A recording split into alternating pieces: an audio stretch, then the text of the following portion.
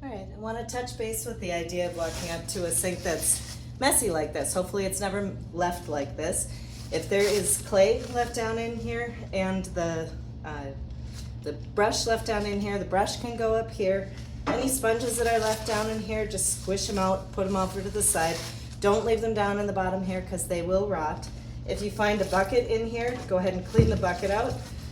Any chunks that are usually in a bucket, you're going to want to put over into the garbage and try not to let get in the sink.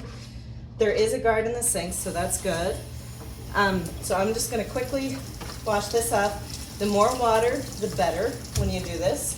Stay right inside of the water spout when you wash anything.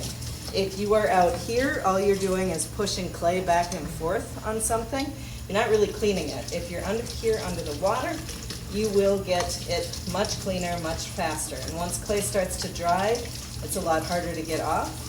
This one dried just a little bit, so it's a little bit harder for me to get off. If somebody would have done this right away, it wouldn't have taken quite as much. So wash that out. Get all of the chunks off. Again, I'm staying in the water at all times. If someone else is waiting, they can also be in the water above or below, but otherwise, stay right inside of the water. Okay, so got that clean. I'm gonna set that off to the side. I'm gonna put the sponge up here, and I'm gonna turn this off. So this will go back in the tub. If you walk up to a sink that's like this, please take a dry paper towel and just really quickly sweep around the outside of it. And then any chunks over to an edge.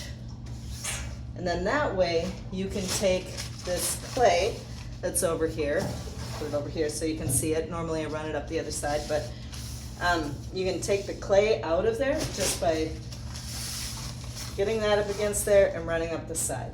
I'm gonna take this out, give it a little push up there, and then if I turn the water on and swish it around just a little bit, all I really worry about is that you make sure you get the chunks out of there. So, and then when you walk away from the sink, you should leave it with the sponge off to the side, and at that point then you can wash your hands.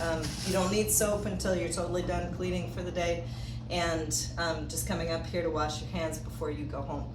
Paper towels are only needed for your hands. They're not needed for anything else to dry. Everything else in here can drip dry. So